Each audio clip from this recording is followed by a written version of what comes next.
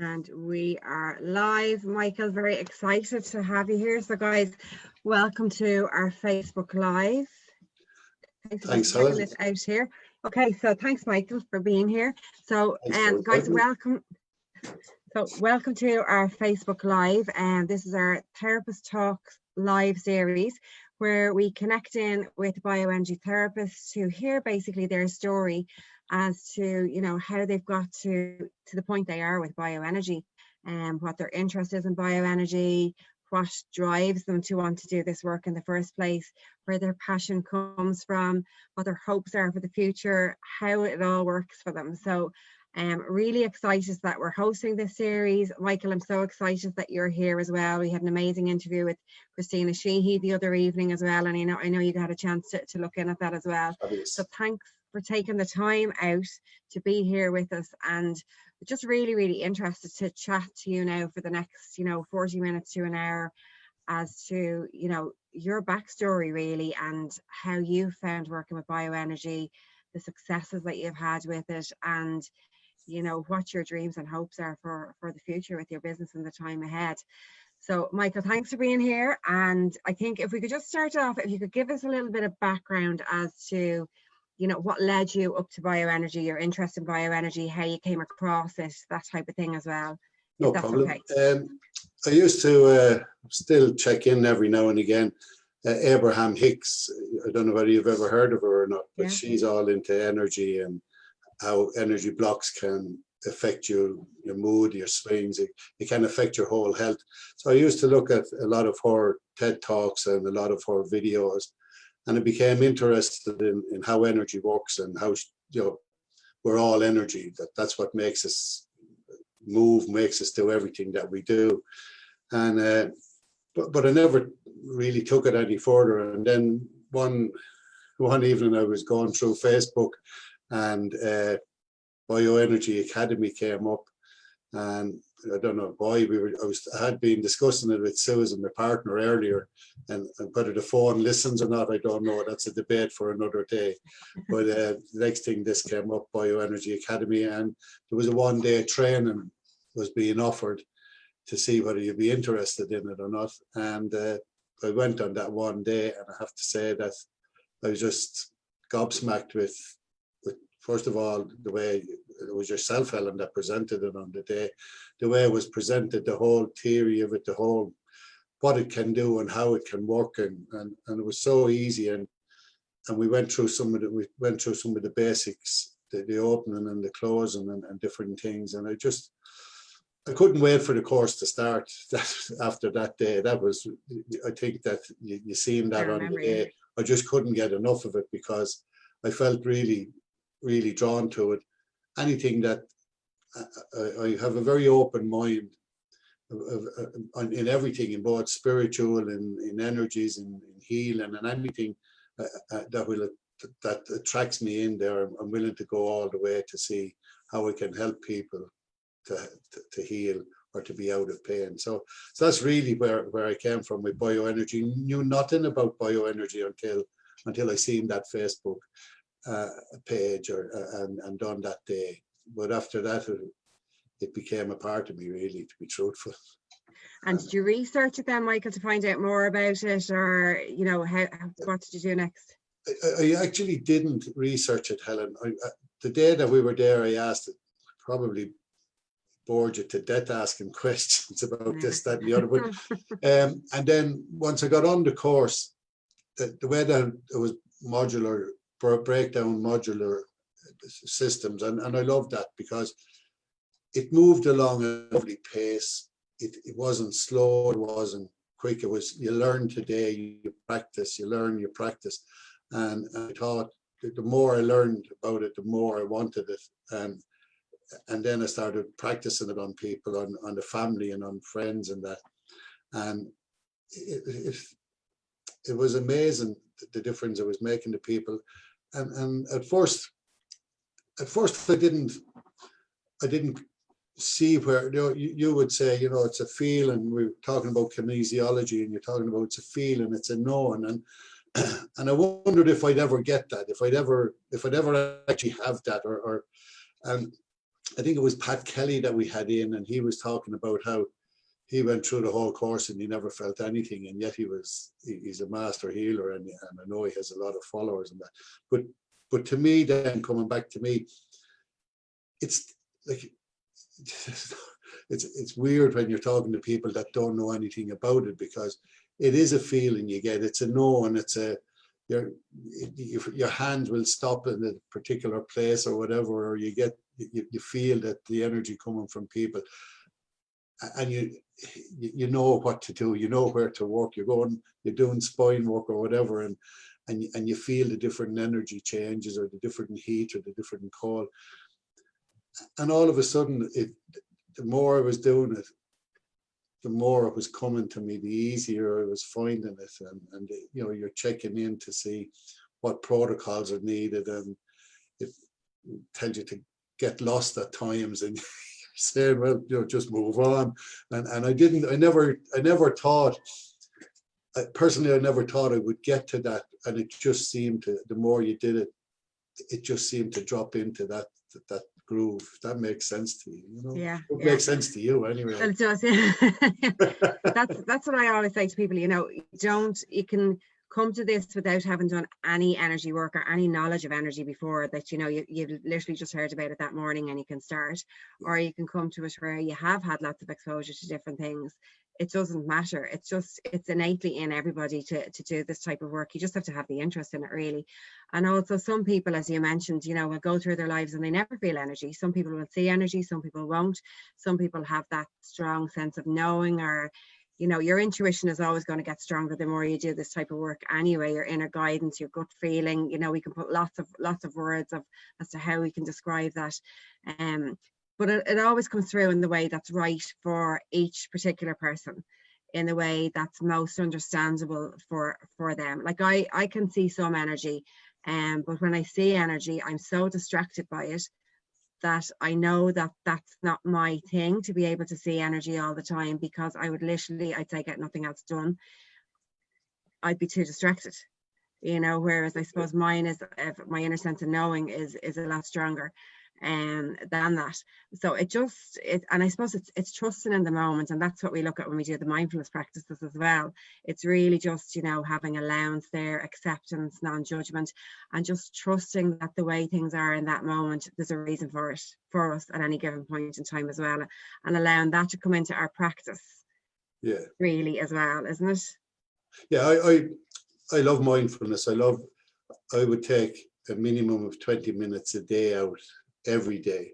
Now that might be 20 minutes, it could be 5 minutes, you know, 4 or 5 minutes, it could be 10 minutes, it could be 5 minutes and 50, whatever way, but I always try to get 20 minutes of mindfulness in.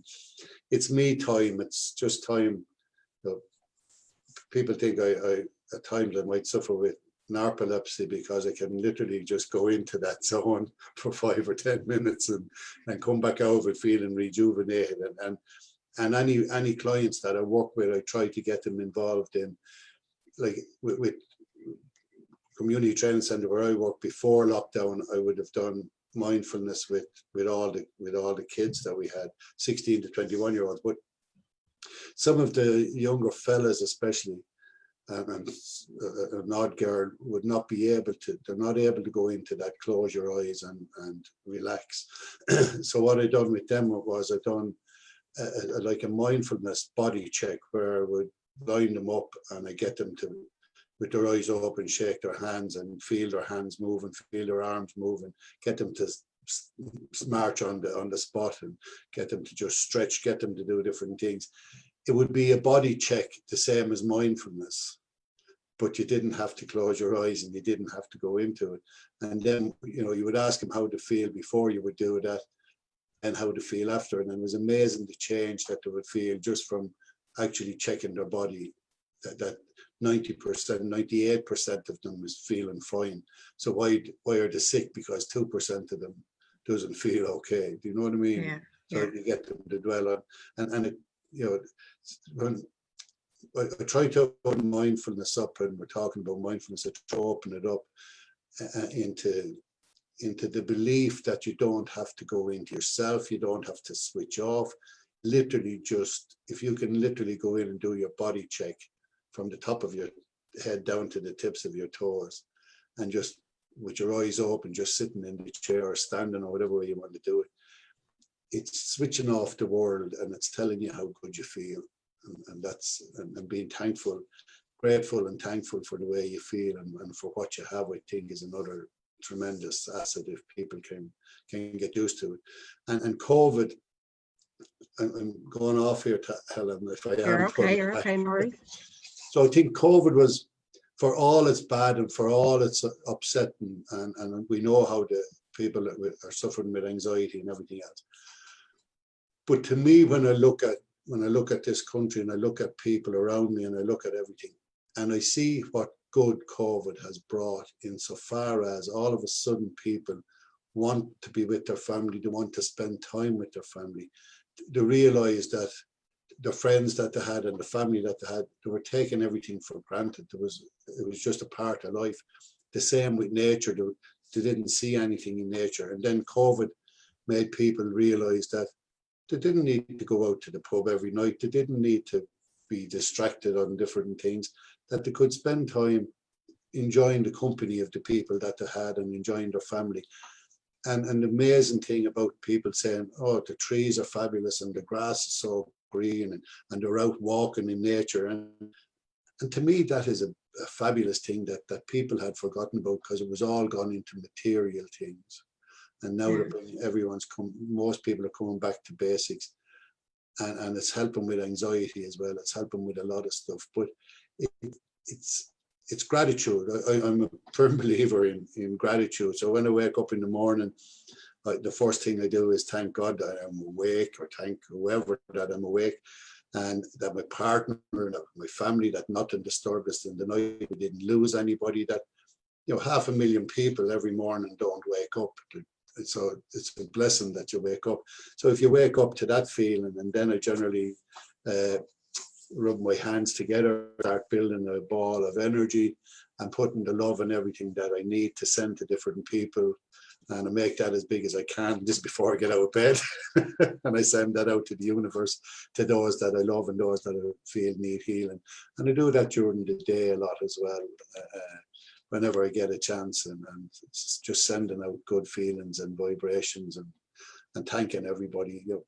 I've got to the stage where I even thank the people that are going into colleges to study medicine and everything else this year, because they might be the guys, the doctors and the nurses that I need when I need them in 10 years time or whatever. So you may never need them, Michael. Hopefully not. But so yeah, it's like, to me, gratitude, to me, appreciating everything that you have, even the little things, it's the little things that and opening your mind up to everything, to the spirituality, to the emotions, to other people's emotions. Like it's seeing how people mentally are performing, especially within this COVID time, because we've reopened our college here, and a lot of the students were just glad to be back, but they're talking about their mental health and the difference it has made to their lives and to their homes, and not in the place itself, but some of their friends have actually committed suicide because they never had help, or they didn't seek the help. And that to me is it's a curse that we have within society, but it's something that we all need. If we open our minds and have a look around and see how we can, a smile can make somebody's day. Sometimes it might get you a slap in the face, but it can make their day. And you find if you smile at somebody, I forget who it was, had a poem about the smile. If you smile at them, then they'll smile at somebody else, and before you know it, you've started a global epidemic of smiling. So it's very difficult for people to be angry if you smile or say hello to them. The guy obviously from the country, so even in Dublin, I find myself at times saying hello to people I meet on the footpath when I'm out for a walk, and some of them are just looking at you as if you have two heads, and others will smile and say hello back. So it's a lovely thing to do. Yeah. And Michael, can you touched on it a little bit there, but can you talk just a bit about, so you haven't fully stepped over into just working in bioenergy full time at the moment. So can you talk a little bit about your work? Okay. And I know you are working in bioenergy, so how you're bridging that over, to gradually phase over, the way you mix it up and how that works for you. Okay, so at the moment I manage a community training centre, which is a second chance education college for kids between 16 and 21 years of age, who basically would have left school early or would have left school without formal education. So some of them would have home problems, some of them personal problems. So along with doing the normal stuff, like we cover beauty, all aspects of beauty, therapists, beauty specialists. We cover carpentry for apprenticeships, and we cover catering for people who want to go on to be chefs, and we cover sports for those that want to go on to be personal trainers. So in a lot of these areas, it's about helping people, first of all, to cope with whatever is in their lives. And that's why I brought in the mindfulness. I've done bioenergy on some of their mothers and some of their fathers. I've done different treatments with them. That I work purely from referrals from people that I've worked on. I haven't advertised or anything yet because I'm still in a full-time job. So I take 8 to 10 clients a week, and depending on how many treatments they need, whether it's 1, 2, 3, 4, whatever it is, and then only when I'm finished with that individual do I take in another person. So I think at the moment there's about 13 or 14 still waiting to come in that don't like to be referred on because of the people that have told them the way that it worked with them for me. So I think a lot of my work is done when if you're getting referrals, a lot of your work is done because the person coming in after them is already sold on the treatment. It's all because it has worked for their friend, or it has worked for their mother, or it has worked for their sister, or whatever. So they're coming in with an expectation that you have. Sometimes you have to lower that expectation because you don't want them thinking that you're waving a magic wand or something. But in the main, they're coming in with an open mind that whatever it is you're going to do is going to help them and make them a better person. So where am I going with all of this? So next year, I'm looking at probably going more into the healing energy than I am into the work here, coming up close to my retirement anyway. So the idea is that for my life, all I want to do is help people, to take them out of pain or to help them in any way that I can. So what I want to do when I retire is I want to be able to help people, either to help themselves, but mainly to take them out of pain. I would love to volunteer into the likes of the hospices where you can work with people that are in pain, that maybe medication is not doing it anymore, or that they don't have to be zonked out with medication, that they can be that they can, like a lot of in hospice, if they can't control the pain, they generally sort of put you in a sort of a semi-conscious or below that state that you're out of pain. I would love to be able to go in and help people to remain conscious for a lot longer while being out of pain. You're not curing people that are terminally ill, but to give them a better quality of life, pain-free. I don't see why people should be in pain if we have the ability to cure them or to take that pain away. And that's really, when I'm finished with people, with any of my clients, and I see that relief on their face, and I see that weight gone off their shoulders, and a different person. I know I seem to be bragging a bit here, but a different person leaves me than what comes in. And then, you get text back saying, that was amazing, loved it, can't wait for the next session, or, thank you so much for helping me to change my life. So they're the real successes to me. You have other successes, but I remember you were getting very strong successes, within your training as well. So and continue to do so. So can you talk a little bit about the successes that you've had with clients and that type of stuff? I had a number of the young girls that were here. suffered a lot with period pains, and there was 4 of them that we had here that every month they were gone for 3 or 4 days. So I sat down with them, and I sat down with their mums, and I said, look, we can help here. And all 4 have never had pains since I've done a treatment with them. And like that to me is a huge thing, because of the problems that are out there with kids. And what has happened in here now is that before COVID, any of the young people, the young fellas or young ones that would have any pains or any aches or anything, instead of ringing in sick, they would always come in and ask to see me, and then I would do a treatment on them, and that would happen. The other successes that I've had 2 people with fibromyalgia that have not suffered from it since I've done treatments with them. And how many sessions did you do on there, Michael? I done 6 sessions with one, and I done 8 sessions with another, Helen, and that's like the sessions.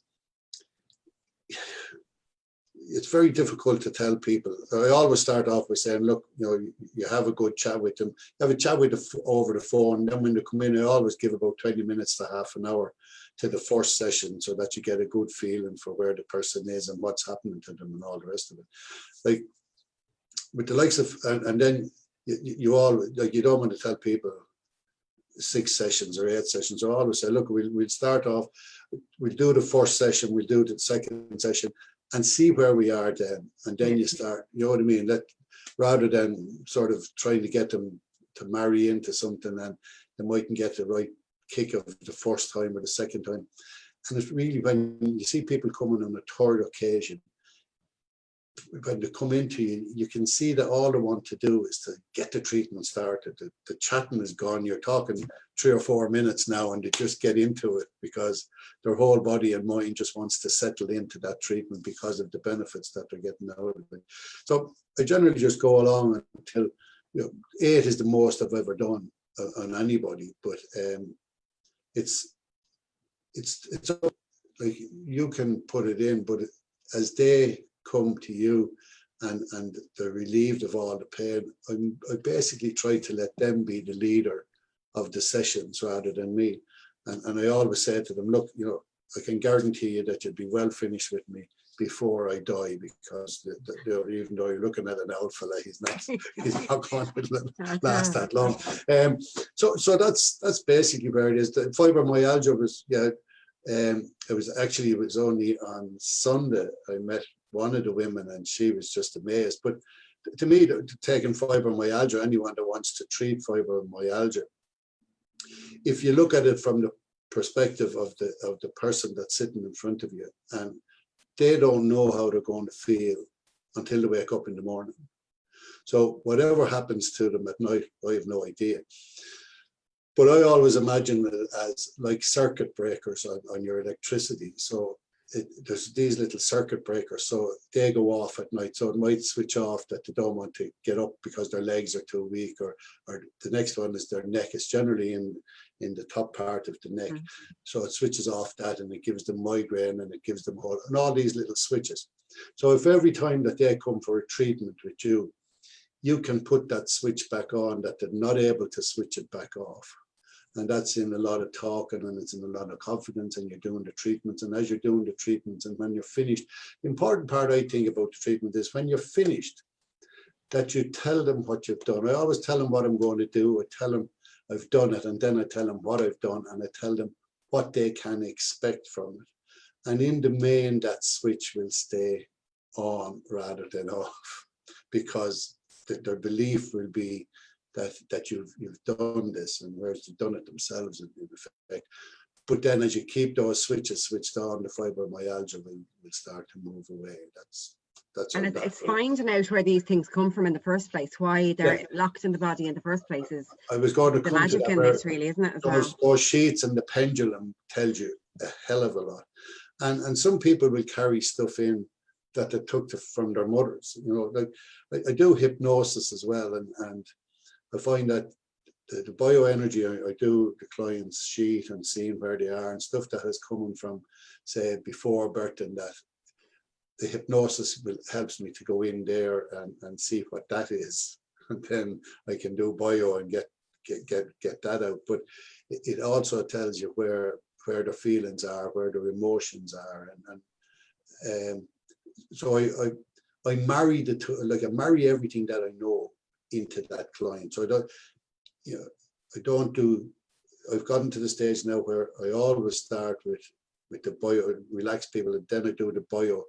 I always open with a bioenergy, then I could do hypnosis, I do Reiki as well, and then but I would always start and finish with my bioenergy, because I think it's where I don't know what it is about it. It seems to open up people to what they need to heal.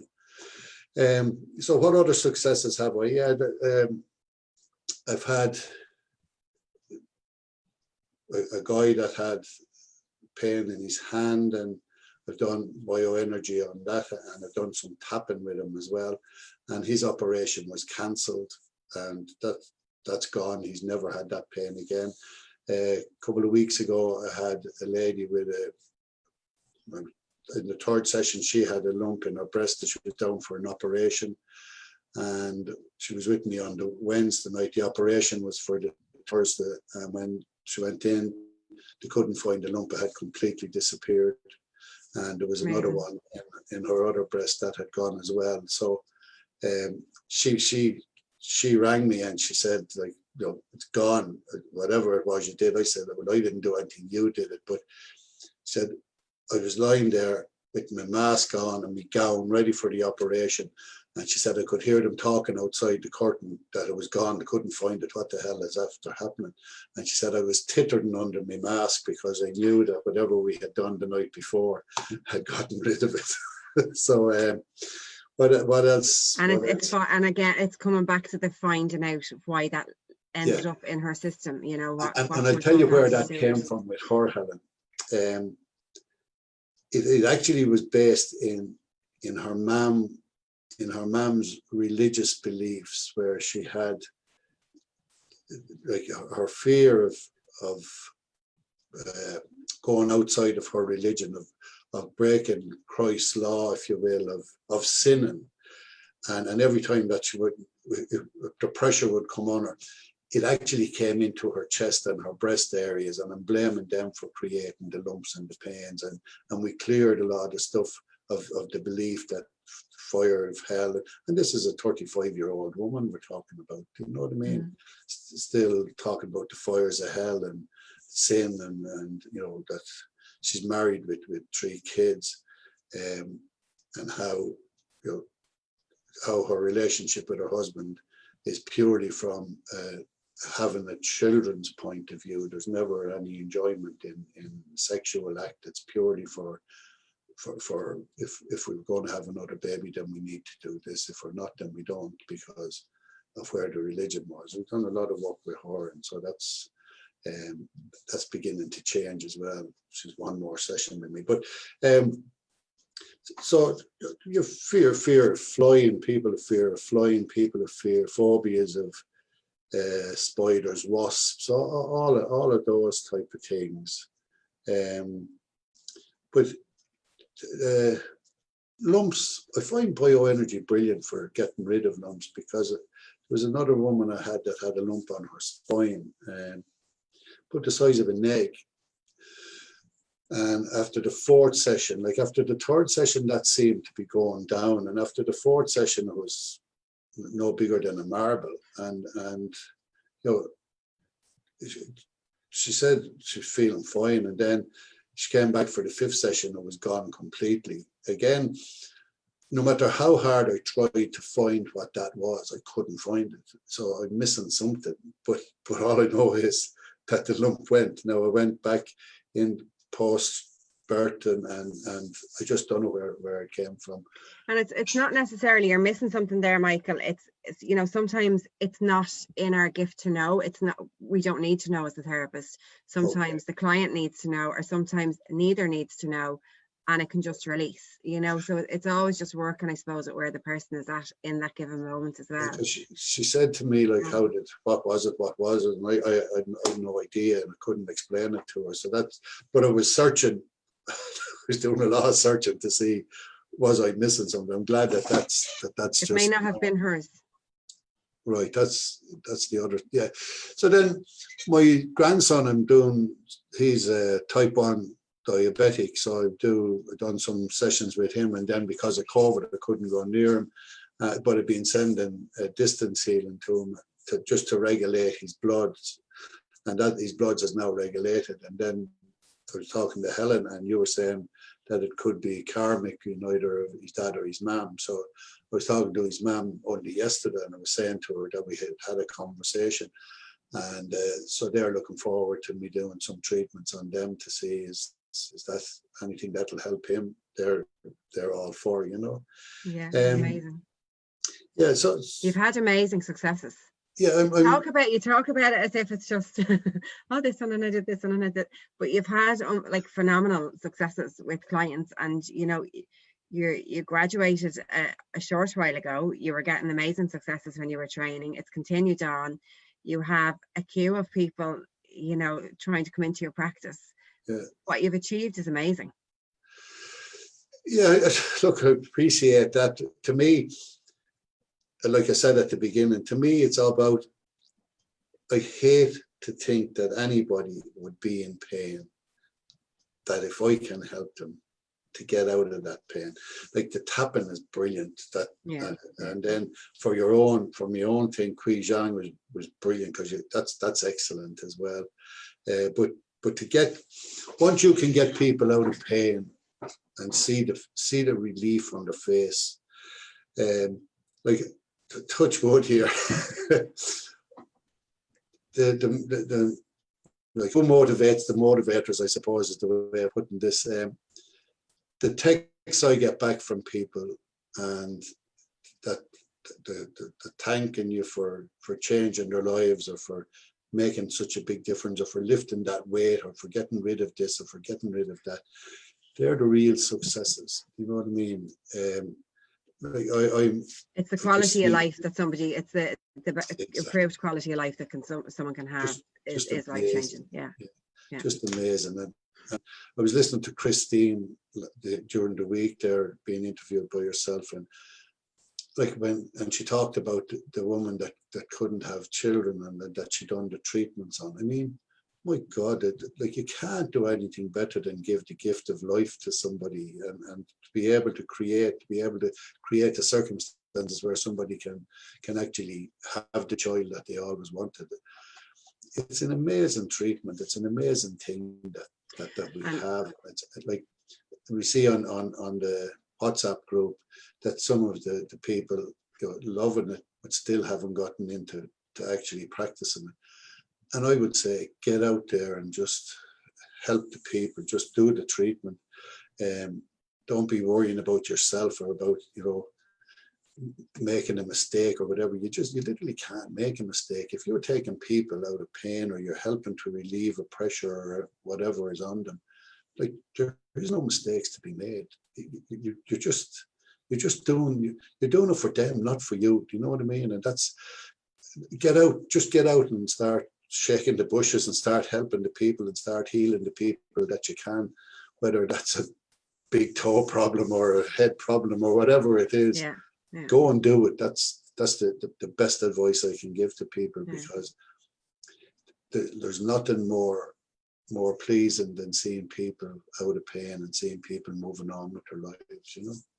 And like you mentioned at the start, Michael, as well, where somebody came back to you and thanked you for what you had done, and you said to them, you've allowed that to happen yourself. And I suppose that's the training that we advocate for as well. Is it should be strongly about self-empowerment, of each person that we work with, feeling the empowerment that they can have control of their health and their own well-being as well. And that we have the structures, we have the training, we have the know-how, we have the tools, the processes to facilitate releases within their energy field, within their physical body, but they allow that to happen. You know, they get out of their own way to allow that to happen, and to allow that innate self-healing then that can occur in their own body to come in and to release pain, as you know, which is you're such a strong advocate for as well. But it's, you know, we're just facilitating that.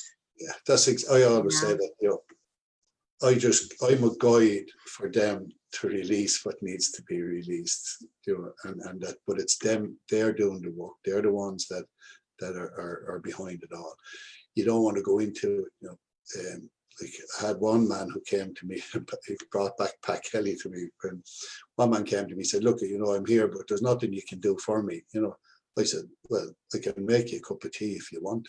Like if that's what you want. And he said, but like, what are you going to do? I said, well, I'll make you a cup of tea. You've told me I can do nothing for you.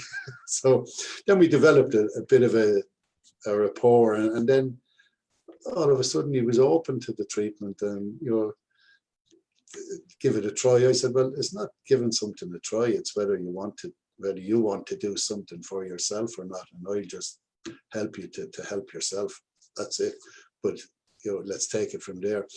And like he suffered with a pain in his right shoulder going up into his neck, into just the bottom of his head.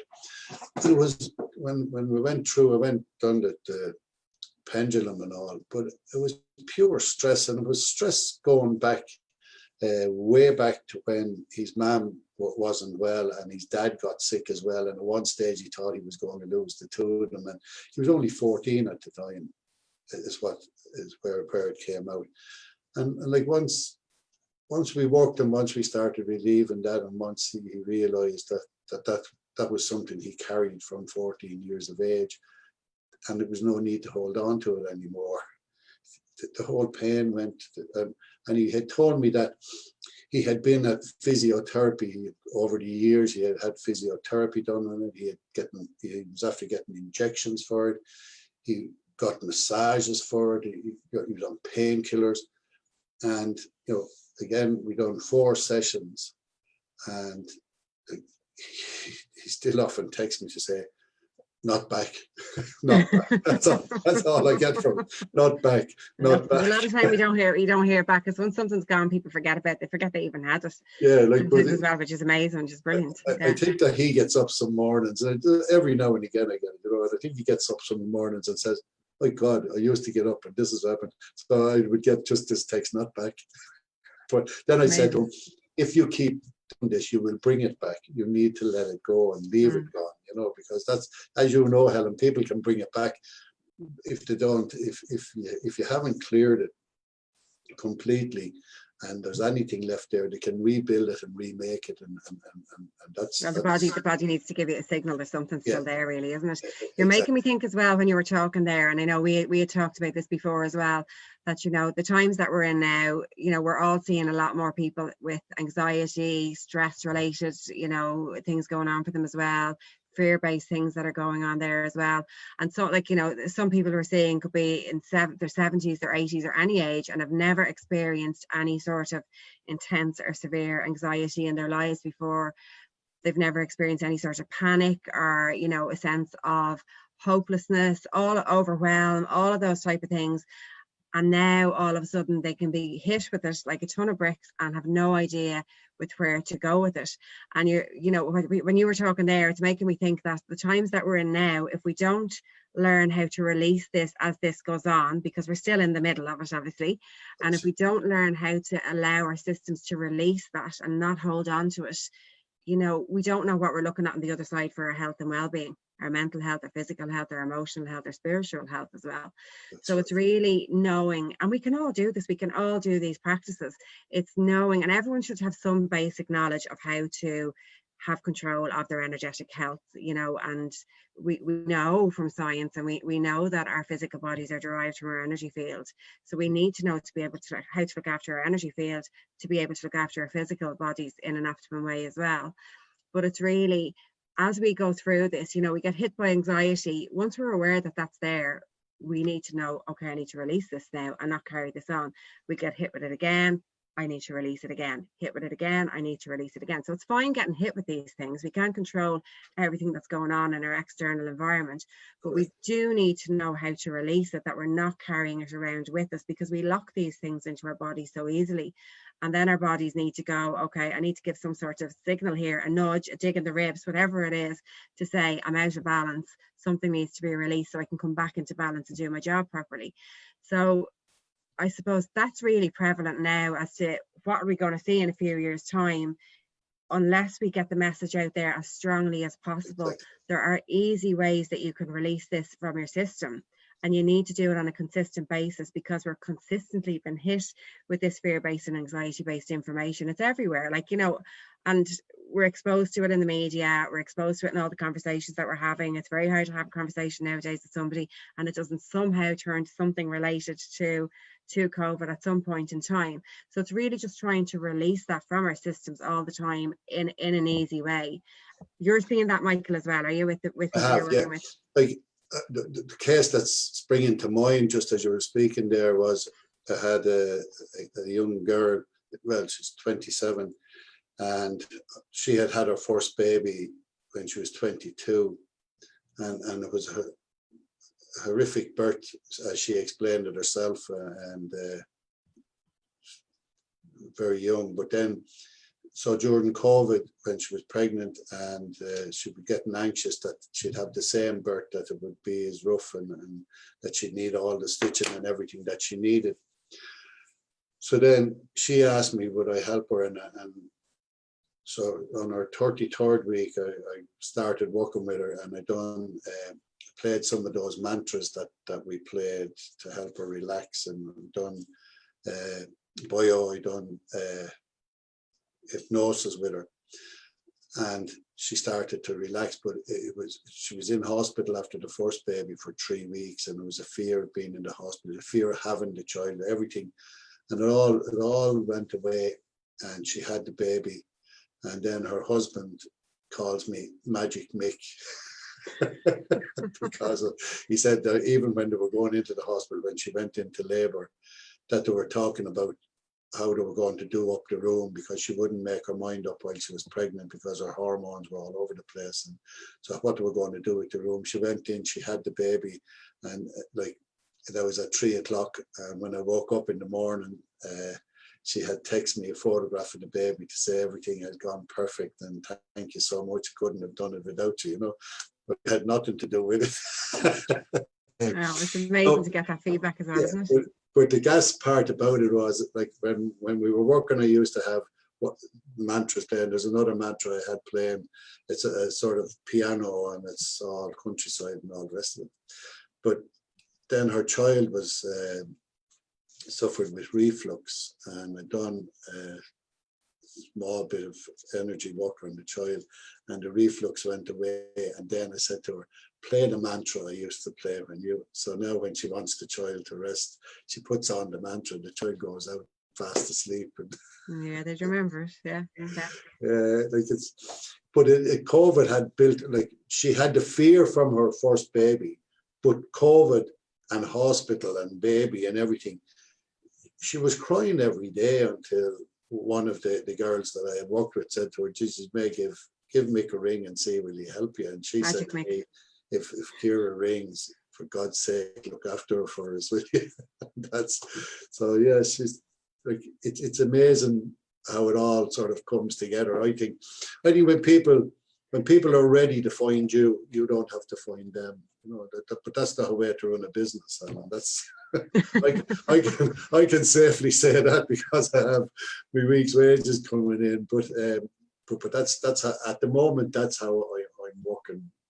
Well, I suppose that's what you'd hear from a lot of practitioners. It's referrals, and Ireland is very like that anyway. You know, word of mouth. You know, people wouldn't necessarily even know exactly what bioenergy is or what the work is that you do. They just have heard from somebody else they had a success, you know, whatever was going on for them has released for them, and people just want to feel well, you know, want to be able to go about their day-to-day life feeling balanced, feeling well. So if, you know, what we can do supports them to do that, you know, word of mouth really does do the advertising for you, where you don't necessarily need to advertise. Obviously it's having a presence there that people know your business exists, you know, is a good thing to do. And then, you know, you can access people anywhere in the world with this as well by doing the remote bioenergy sessions with them as well. I've done some Zoom sessions on bio, and you know, have the chat, and then find out what you can do.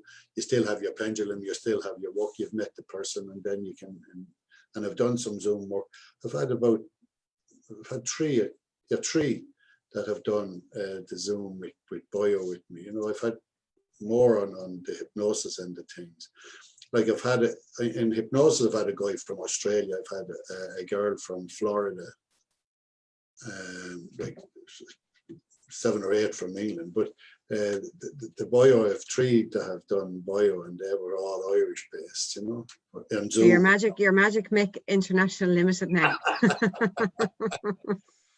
So long as it's stay going and that people are out of pain, that's all. Yeah. Really, all matters to me. You know, like my mum had a passion for helping people that we never knew until after she died, and like some of the things she done was unbelievable for people. Like she would support family with just dropping a week shopping at their door, or you know, putting money through the letterbox for communion dresses or confirmation suits or whatever.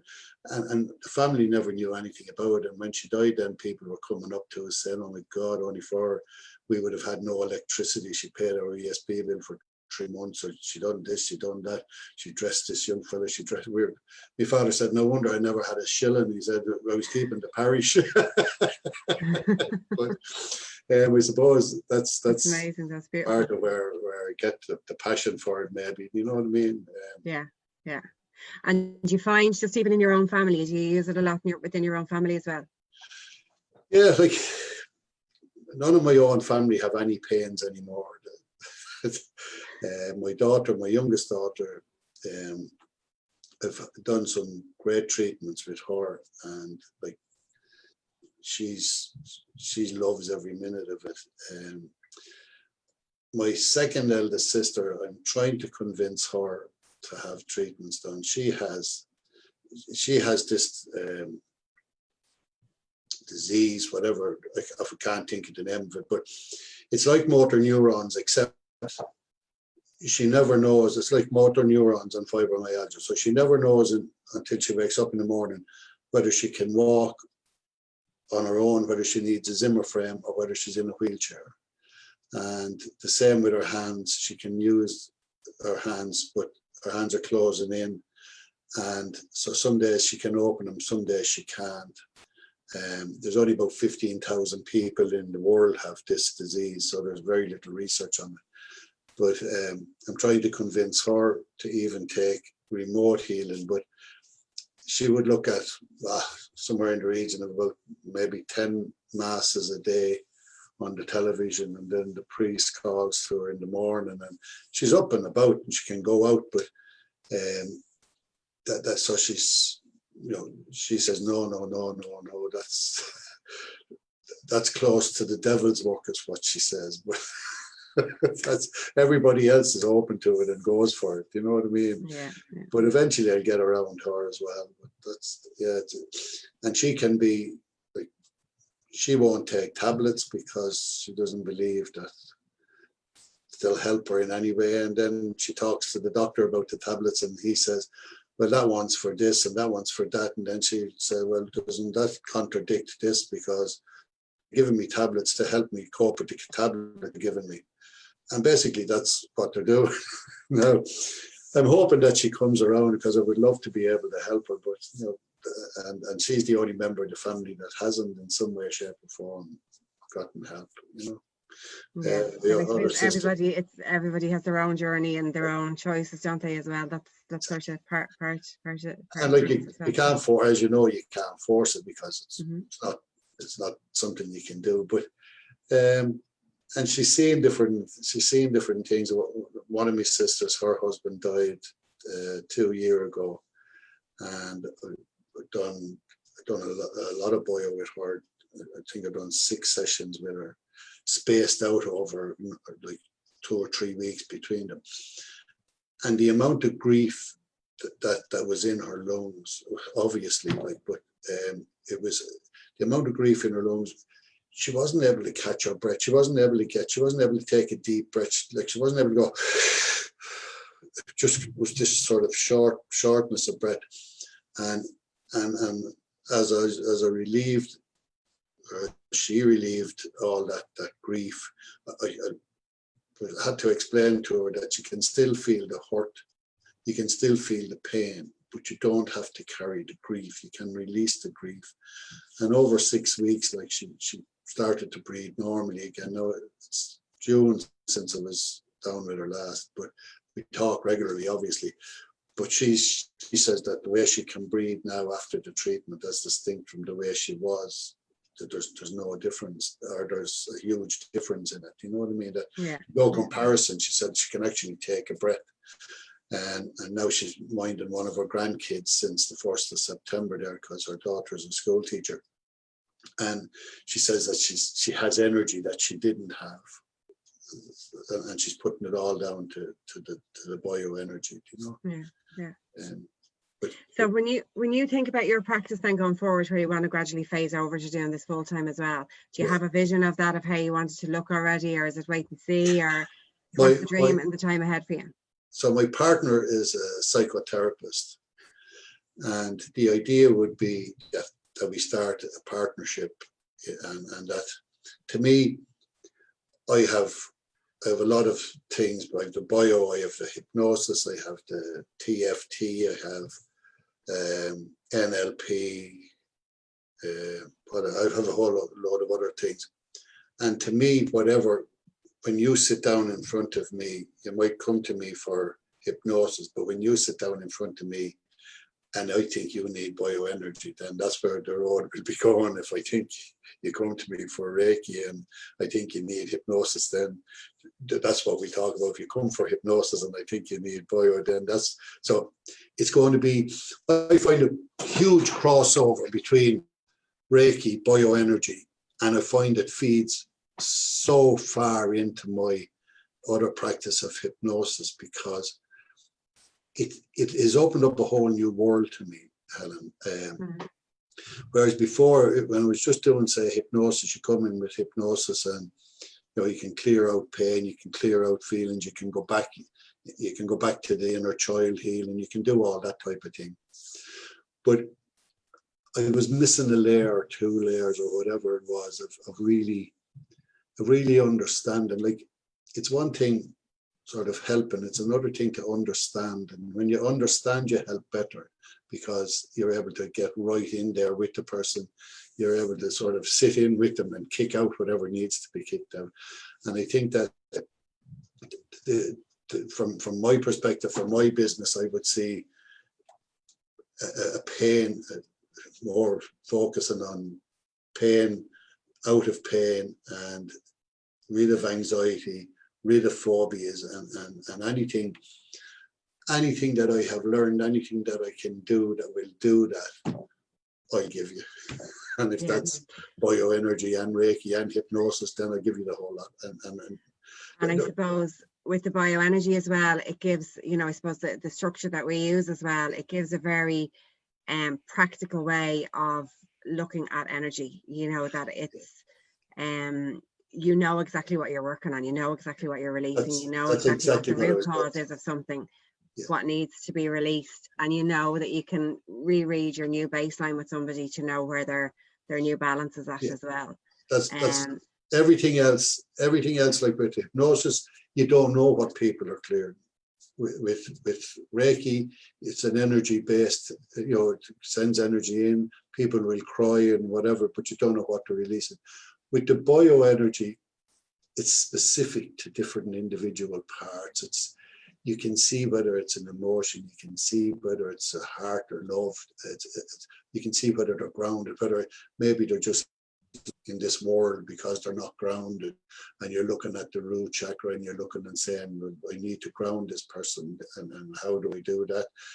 And then the kinesiology comes in. Like, I've sent people out into the forest walking just to reground themselves into the earth and get that feeling. I've had people walking in grass, letting the grass come between their toes and their feet, and they're coming back and saying, oh my God, there was a girl I had that she felt she was dropped into the wrong family by the stork, despite the fact that she's 40 years of age. But anyway, you can hear that. Yeah.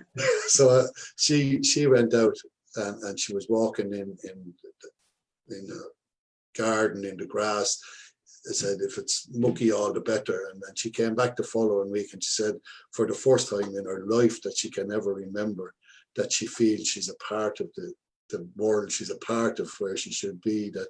And that was grounding, you know, without, I done the chakras and all that with her, with the bio. But it's about how to come back saying, oh, I was out walking in the muck and I got my feet all destroyed. But that didn't come into it at all. It was how she felt that piece of the jigsaw had fitted together for her, and she was back being grounded in the earth and feeling a part of the whole universe, if you will.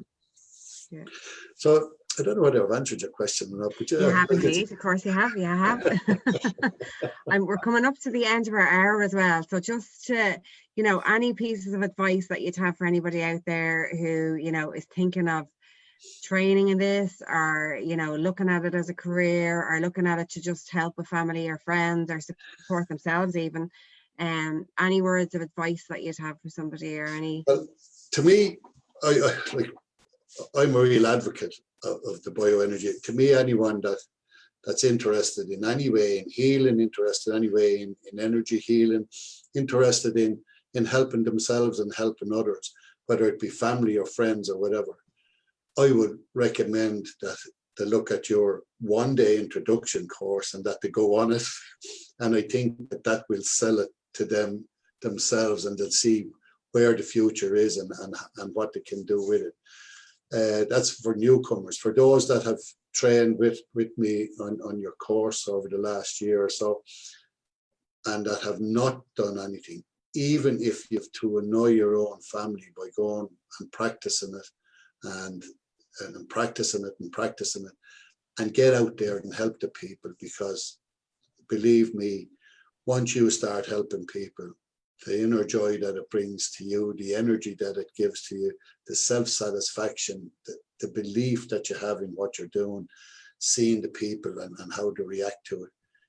There's no better gift, and you have that gift. You've been trained to deliver that, and we've all trained together, and we've worked in the room, we've worked on one another, and we all know that it's there. And if you've been given a gift, and we all, I think, have been given this gift, and you're not using it, it's the worst possible sin, if we can call it a sin, that you can do, and that you can, you know, that you could sit with this gift and not share it and not help and heal people. Sharing it is key. You need to do it. I'd be patted. I'm going over the top here maybe, but I just no, but it is. Your message is to share, really, you know. And I think we had 4 people graduating this weekend, last weekend on Sunday, who have their businesses set up already and ready to go, which is amazing to see. You know, it's fantastic. Best to look on them, getting that confidence and just stepping forward. And, you know, if you feel it's in alignment with you, if you feel it's part of your truth, part of your purpose, it's just share it. It's get out there and share it in whatever shape or form. Share it with the animals, you know, that are within your life as well. You know, if you have pets in the family, you know, share it with other family, with friends. Yeah, it's just the message is to just share and just do it. That's increase the awareness and the knowledge of it as well. Like, yeah. I haven't worked on any animals yet, believe it or not. But okay, animals love receiving bioenergy. Yeah, like I love animals, very receptive. And dogs are attracted to me. It doesn't matter what sort they are; they'll always come over and, you know, be patted and just want to be sort of around me. That's like, when you say that dogs are attracted to me, it doesn't sound right, but it's a fact. Even like one of they can sense it from you, do you know? One of my friends, he's blind. He has a guide dog, and when the guide dog sees me, he just heads for me. You know what I mean? No, Martin had let us show over that you, Mike, and I'd say, yeah, Martin, yeah, he's pulling me that way now to go over and talk to you, you know. But anyway, that's my story, Helen, you know. Thank you, Michael. And I think what we do as well is, if I can post your contact details in the comments, guys. If anybody has any questions for Michael or myself, just post them into the comments. We'll come back to you personally as well to answer those questions for you. Absolutely. I'll post Michael's contact details if anybody wants to get in touch with Michael to look at any treatments with him as well. And also our next Bioenergy diploma course is starting. We're on the countdown now. We're starting on Saturday, next Saturday, a week away. So on the 10th of October, and we're live online in our classes for the foreseeable future until such time as we can come back in person, which is hopefully in the new year to spring. But the option is there to do the full course live online as well. So it's not an online course, they're live online classes that we do.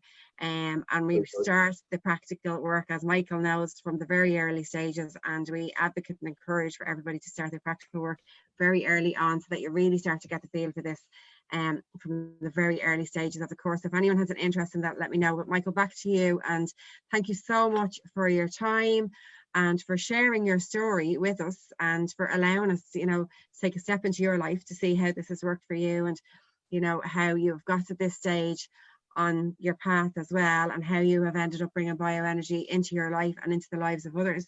You know, and the successes that you've had there, it's just fantastic. And I know you tone it down with the work that you do. I know the work that you do is amazing. You know, and there's lots of people out there where their health and well-being and their quality of life has really vastly improved because of what you've been able to facilitate for them. So huge gratitude to you for that. And having the openness to do that with people and for people as well. So guys, if you want to connect with Michael, I'll have the contact details down below. It's been great to have this therapist talk with you, Michael. Thanks, Helen. You know, we could talk all day about everything to do with bioenergy, and wishing Susan, your partner, well as well, and wishing you well and all your family. And looking forward to seeing you soon and connecting with you again soon. And thank you, Michael. Thanks, Helen. Appreciate that. See you again. Thank you guys for watching in as well. Okay. Bye. Talk to you soon. Take care. Bye. Bye. Bye. Bye. Bye. Bye.